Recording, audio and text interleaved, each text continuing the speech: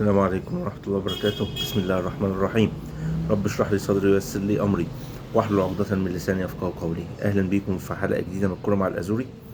النهاردة إن شاء الله هنحلل الماتشين المصري وبيراميدز والزمالك ومودرن. الصراحة يعني كانوا ماتشين بالنسبة طبعا للفرق اللي أنا بحبها، يعني المصري والزمالك، ماتشين ممتازين. هنتكلم كده عن المصري الأول. المصري، هو أنا كان في تحفظ شوية من الكوكي، يعني الكوكي كان متحفظ شوية، مش عارف يعني. ممكن كان يكون نازل قلقان، ممكن يكون نازل قلقان أو كان عايز يشوف مثلا بيراميدز هيعمل إيه. بس أنا مش عارف هو ليه نزل يعني كمية، يعني مغيشة دون وحمادة والمخلوف، يعني 50-50. هو كان بيلعب 4-3-3 برضو، بس التلاتة اللي في النص يعني ميولهم دفاعية أكتر. يعني مغيشة ده دفاعي أكتر، حمادة ده برضو دفاعي أكتر، مخلوف يعني ممكن هو اللي كان بيروح ويجي، أو كان بي بيساعد في الهجمة. والمصري كان بيلعب في الشوط الأول على الهجمة المرتدة. المصري كان بيلعب على الهجمة المرتدة. دي حاجة. الحاجة التانية إن هو يعني أنا كنت شايف إن بيراميدز عنده نقط ضعف، لأن الكارتي ما بيلعبش وبلاتي توريه ما بيلعبش. فانا مش عارف كان ليه بقى هو الكوكي كان مقلق شويه، او يعني رجع ما يخلي المصري راجع في نص ملعبه شويه عشان يامن. هو ماشي، معاه حق، بطل افريقيا يا جماعه، بيراميدز بطل افريقيا، ما تنسوش الكلام ده. ف نزل في الاول. احنا قلنا المصري كان بيلعب على المرتده. ثروت ممتاز، شال كذا كوره يعني الصراحه حارس ممتاز، شال كذا كوره مهمه جدا. يعني كان بيلعب بالسعداوي وهاشم والمحمدي والعراقي، بعد كده مغيشة وحمادة ومخلوف. يعني هو كان بيلعب يعني 4-3-3، بس مخلوف كان قدام الاثنين، يعني مغيشة وحمادة وقدامهم مخلوف و... ودغموم على اليمين وطمين على الشمال وصلاح قدامهم. 4-3-3 يعني اللي هي بيقولوا عليها يعني ديفنس. ما هو في زي ما احنا وانا قلت لكم، هبقى اشرح لكم الكلام ده ايه مع الوقت.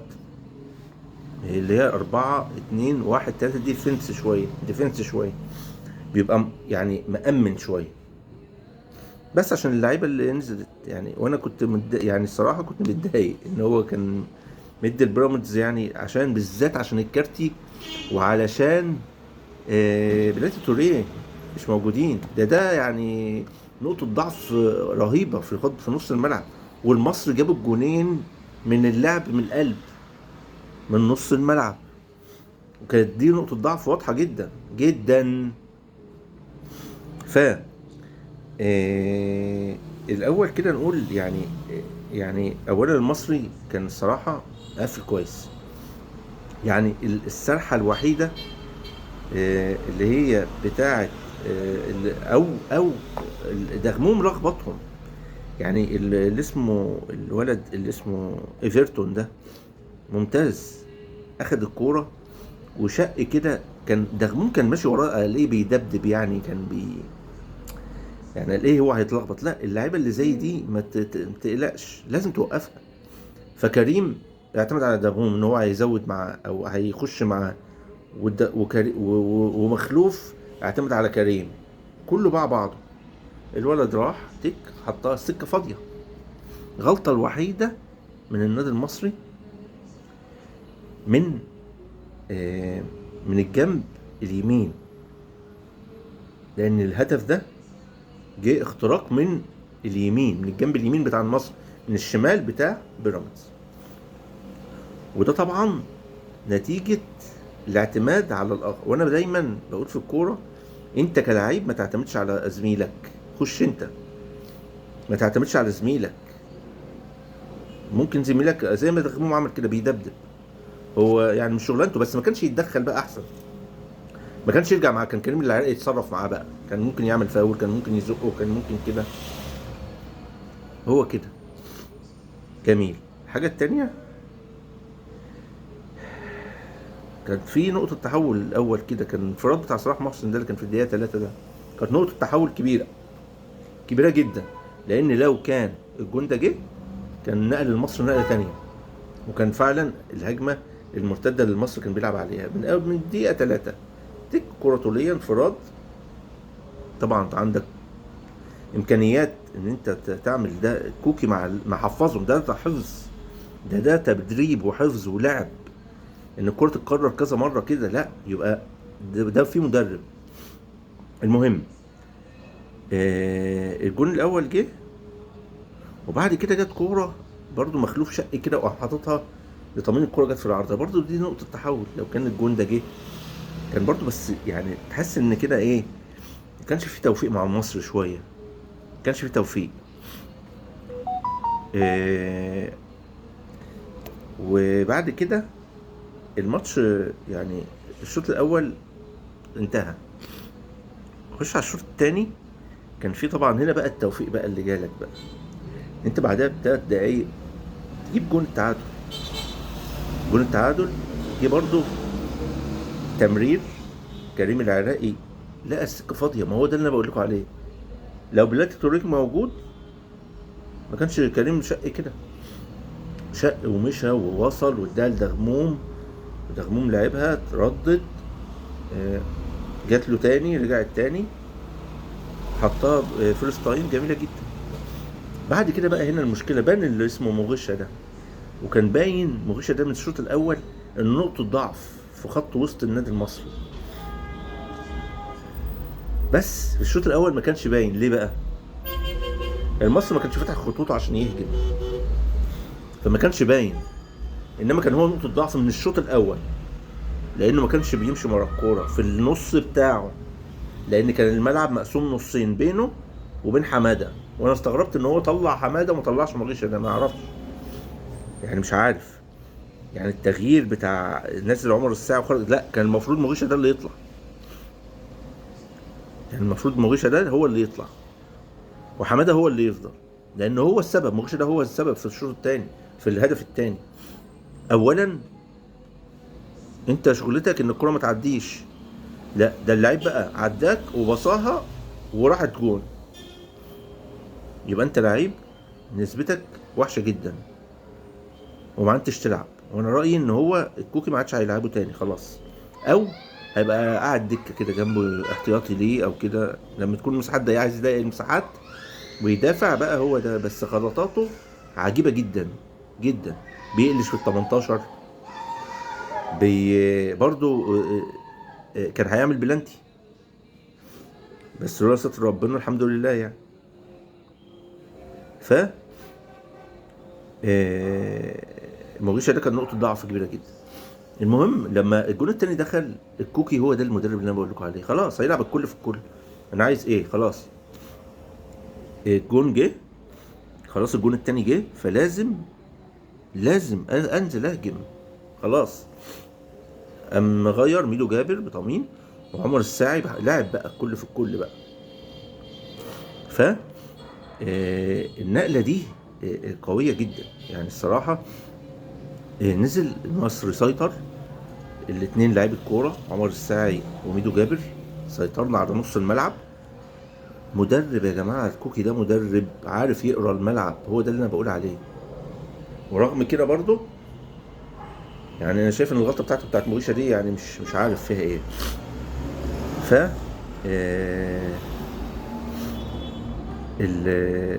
اول لما نزل يعني مسكنا نص الملعب، جت الواحد عنده برد معلش بقى، داخلين في دور برد. ف الباصه بتاعت عمر الساعي لكريم العراقي، الفكر بقى بيتغير، بدأ يهجم، بدأ يطلع الباكات بتوعه، خلاص عايز يتعادل وعايز يكسب خلاص. جبنا ضربة جزاء هنا بقى، في نقطة تحول هنا. ضربة الجزاء دي دخل عمر السعداوي بغض النظر انها كانت وحشة جدا وهو بيلعبها، بس انا مش عارف الحكم ده حاسبها ايه، يعني الحكم حاسبها ايه يعني، أنا مش فاهم. يعني انا اعرف ان هو يعني هو حاسبها اوفسايد، ولا حاسبها ان لعيبه دخلت صلاح محسن دخل واستفاد. انا عايز ده ما بتوع بيراميدز دخل، يبقى المفروض الجون يتعاد، الكره تتعاد طالما بتوع بيراميدز دخلوا. انا مش عارف، هو القانون اتغير، انا الصراحه مش عارفها. يعني لما بتوع المصري يدخلوا وبيراميدز يدخلوا، طب ما هو كده الكره تتعاد. لو بتوع المصري هم اللي دخلوا بس، ماشي، خلاص يبقى كده تداخل، ده في القانون. انما بتوع المصري دخلوا وبتوع بيراميدز دخلوا، يبقى البلانتي يتعاد. انا ما اعرفش بقى، ده حاجه جديده.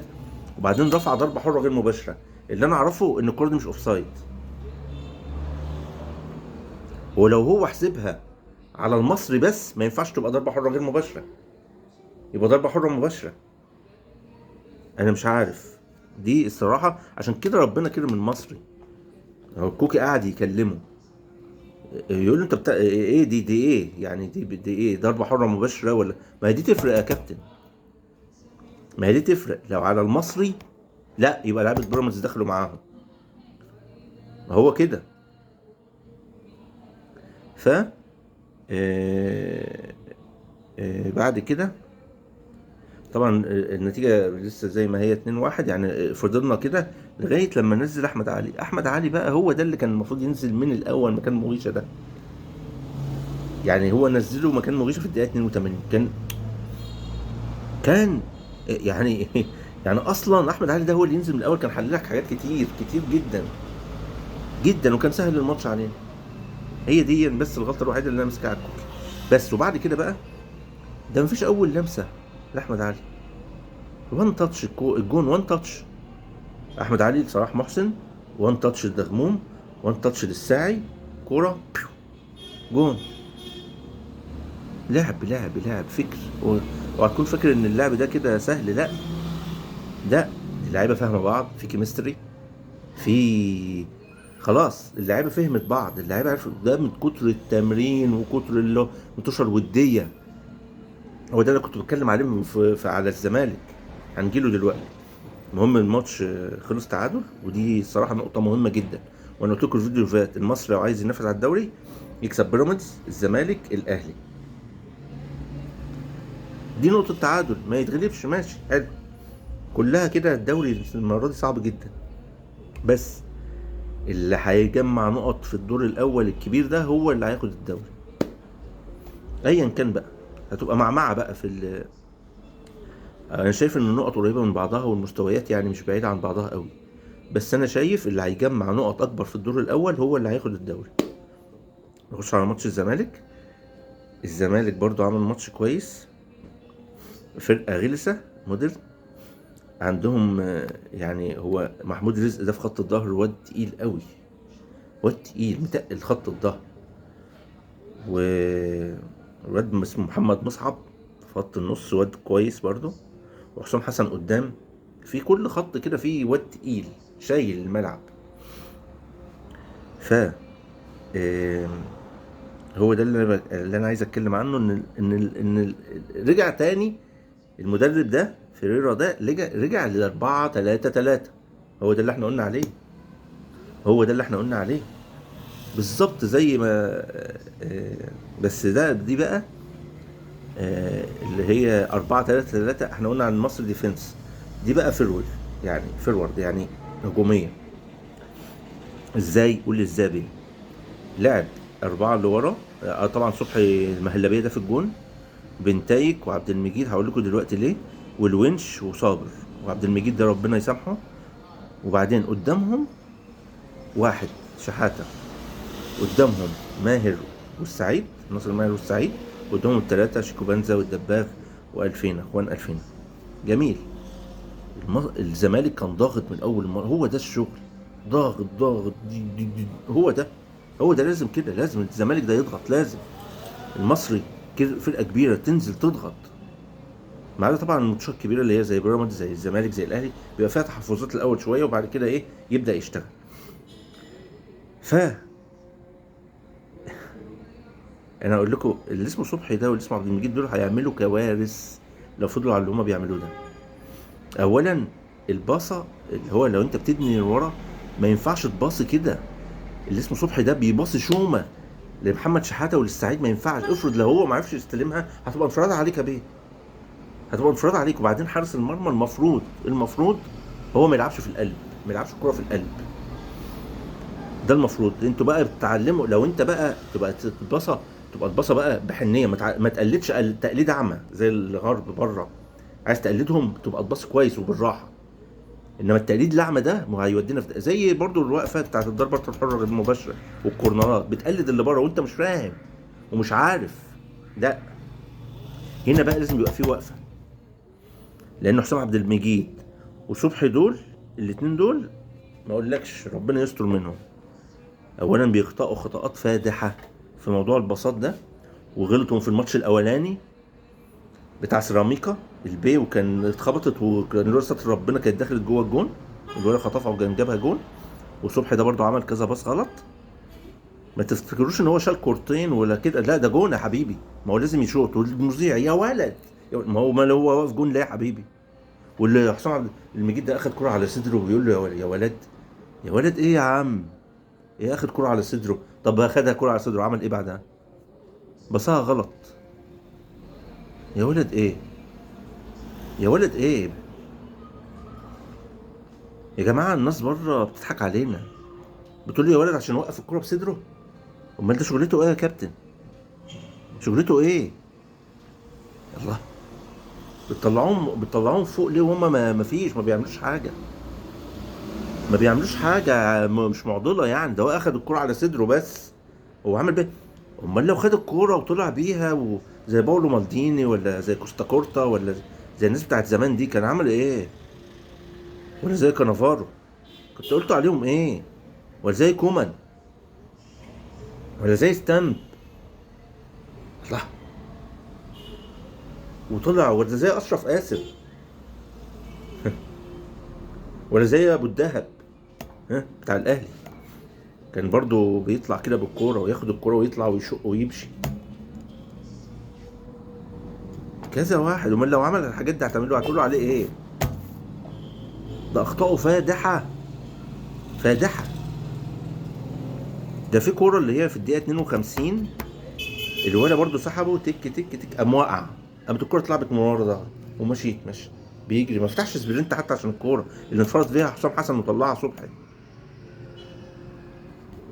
المفروض يضرب سبرنت جامد عكسي ويقول للونش خش غطيني، ولا ضرب سبرنت والونش دخل غطى، ما غطاش على الونش مكانه. المفروض كان يروح يغطي على الونش، ما غطاش، ما عملش حاجه.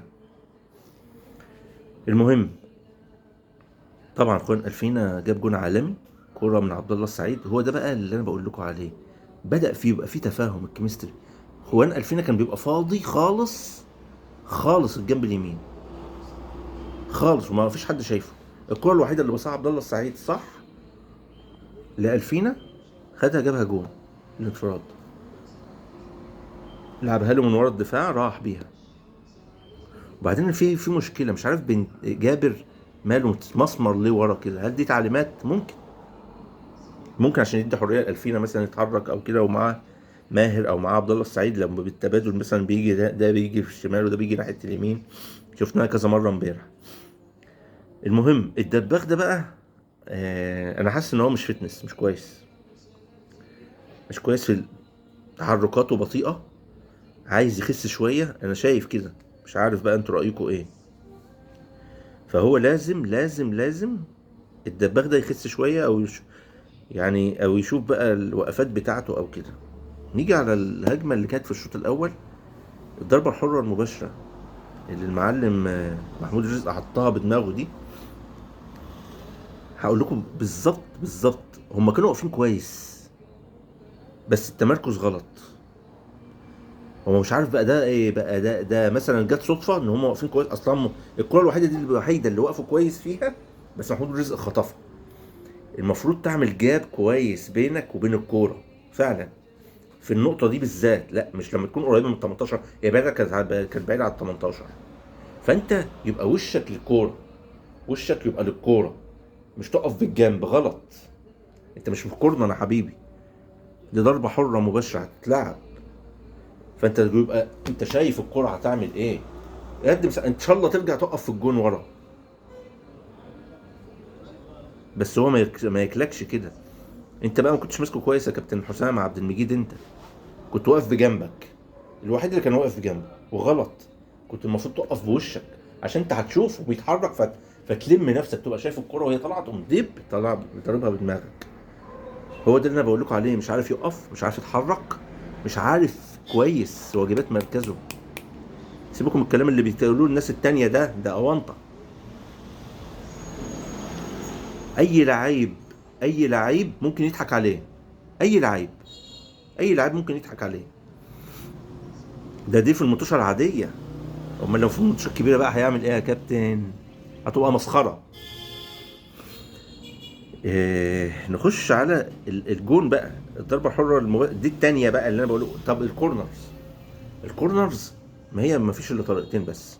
وانا رايي، انا رايي لازم الباك ليفت يبقى واقف جنب العارضه بتاعته من ناحيته، والباك رايت يبقى واقف نفس. لو كورنر من الباك رايت زي زمان، الباك رايت يقف، لو الكره من ناحيه اليمين يقف جنب العرض، الباك ليفت لازم يقف جنب.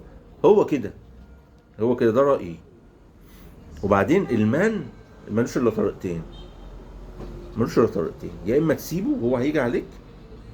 لو هو بقى واقف بعيد، انت ما تروحش معاه بعيد، سيبه، لان الكره هتبقى سريعه مش هتلحق تحصله. يا اما تسيب بينك وبينه فرق متر كده، ويبقى عين كل واحد. مثلا احنا 5 في خط الظهر، كل واحد عارف هيمسك مين. انا همسك 5، انا همسك 7، انا همسك رقم 12. انا كل واحد عارف هيمسك مين عشان لما يجري معاه. انما لو بقى مش هتعرف تسيطر على الموضوع ده، لازم تسيبه. وقف بقى انت قدام جونك وتستنى الكره لما تتلعب وتطلع عليه بس. مفيش الا الطريقتين دول، ما تألفوش. انما تقف انت واقف كده ساكت كده وسايبه، لا يا حبيبي ما ينفعش. يجري منك كده، لا.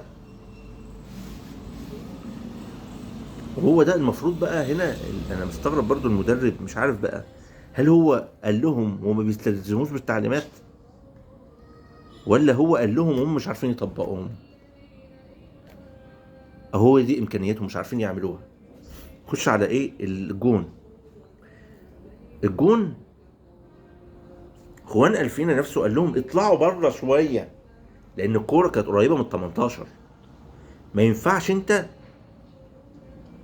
يعني الكور دي، ما ينفعش انت هي الكوره قريبه من ال 18. يا اما حاجتين، يا اما تطلع على خط تبقى نفس خط الحيطه اللي واقفه. عشان كده الفينا قال لهم اطلعوا، بص للصبح كده وقال له اطلعوا، يعمل له كده اطلعوا بره شويه. يا اما تبقى واقف على ال6 ياردة. مفيش حل الاثنين دول. انما انت واقف، ولا وقفت كده ولا وقفت على خط في نص كده عند ناحيه نقطه الجزاء. ودي ولا هتخلي صبحي يعرف يطلع، وهتخلي المهاجم راكب عليك. يعني ليه ادفانتج عليك؟ ليه بقى؟ لان الكره دي بتتلعب سريعه، فهو اصلا هيتحرك اسرع منك لان انت واقف بجنبك. هو ده اللي انا كنت بتكلم عليه. الكره اللي قدام ال 18 دي، يا اما ترجع ورا خالص وتقف كده ويبقى قدامك الكره، قدامك شايفها. ما انت ما تقلدش بره، عايز تقلد بره وانت مش عارف تطبق. ما ينفعش. عشان كده الولد سبق، فلما الكره فلتت منه خبطت في رجل الونش قامت داخله. والكورنرز زي ما انا قلت لكم برضه نفس الفيلم. جينا هو خد بالكم، والفينا هو اللي قال لهم اطلعوا شويه يعني. عشان كده قلت لكم اللاعب اللي بيجي من اوروبا او من شمال افريقيا بيبقى عارف، بيبقى مطلع، بيبقى فاهم على الخطط دي وفاهم وشاف الحاجات دي مليون مره، فعارفها ومتعود عليها. انما احنا هنا مهلبيه. ف دي الاخطاء اللي المفروض الزمالك، لعيبه الزمالك ما تقعش فيها. الجون التاني طبعا تحرك كويس من شيكو بنزا، الراجل لعبها له بينيه الفينا، لف حطها توفيق. هو ده التوفيق وعدم التوفيق. الماتش الاولاني اللي لعب ما كانش عنده توفيق، الماتش التاني اهو ربنا وفقه سبحانه وتعالى. بس هي توفيق وعدم توفيق بس، مش اكتر من كده. نيجي بقى على الانفراد اللي هو اللي كان بتاع حسام حسن ده، اللي انا قلت لكم عليه. المفروض كان الكابتن اللي اسمه حسام عبد المجيد ده كان يعني هو وقع كان يقوم بسرعة. هو مستني ايه؟ ما هي دي بقى اللعبة، هي دي الغلطة اللي فيه اللي وقع فيها. وبعدين ما غطاش بقى على هو الونش. طبعا لما الزميل، من قلت لكم قبل كده، لو المساك اتضرب المساك التاني يخش يغطي عليه. هو بقى المفروض كان يرجع مكان الونش في سبرنت جامد، عشان الكرة بتاعت حسام حسن دي ما تضيعش. يعني ما تروحش عليه، يعني ما تروحش علينا تبقى كرة هجومية يعني. المفروض كان يغطي جامد جامد جامد. انما هو لا، ده مش يتدلع، بيجري بيجري جوك كده. ما ينفعش. الكرة التانية في الدقيقة 53، الولد عدى من ورا يعني 2 على 1، لازم هيعدوا من بنتايج، لازم. فعشان كده اللي هو بقى غير التغيير التاني بتاع دونجا وشحاتة، ما يا ما غيره، كان طلع عبد الله السعيد احسن. اللي هو مش قادر ياخد نفسه، عبد الله السعيد مش قادر ياخد نفسه. يا جماعة عبد الله السعيد 40 سنة، ما هي دي نقطة ضعف. لازم يشوف له حل، يا اما يقعده جنبه يا اما يلعب شوط واحد هو كده، يا اما او يخرج في نص الشوط التاني. غلط. التعب والمجهود مش قادر، بيباصي باصه كده وخلاص. وده عبد الله السعيد يا جماعه لا. الشوط الاول كان قوي، كان كويس، بيودي ويروح ويجي. الشوط التاني الشوط من رتم علا، فمش قادر. كان المفروض يخرجه. هو نزل ادم كايد ماشي مكان بيض، نزل منسي مكان الدباغ ماشي. ما هو كل دون كان في الدقيقه كام؟ 63. طيب كان يسيب شحاته بقى وينزل اسمه يخرج عبد الله السعيد وينزل دونجا ماشي، عشان يقفل شويه. انما يخرج شحاته غلط، انا شايف ان التغيير غلط. وفي الدقيقه 73 اللي انا بكلمكم عليها دي عدى من بنتايج. ده دليل ان حسام عبد المجيد ده مش عارف هو واقف فين يا جماعه. الواد عدى من وراه خطف الكوره. معقول الكلام ده؟ ما انت اسمك مساك ليه يا كابتن؟ عشان تمسك اللعيبه لازم تعرف ده بيتحرك ازاي وده جاي من ايه. ارجو ان يعني مش عارف، الاخطاء دي متكرره جدا من اللي اسمه حسام عبد المجيد ده. وانا شايف ان هو معلش يعني، ربنا يستر منه الماتشات الجايه. ربنا يوفق المصري والزمالك في الماتشات الجايه ان شاء الله، ومن نصر لنصر كده ان شاء الله، المصري والزمالك. وارجو ان اكون انا وضحت النهارده حاجات كويسه وكده. وما تنسوش اللايك وسبسكرايب والكلام ده. وكل جمعه وانتم طيبين. وما تنسوش الكرة مع الازوري هتكون جميله وبيوري. السلام عليكم.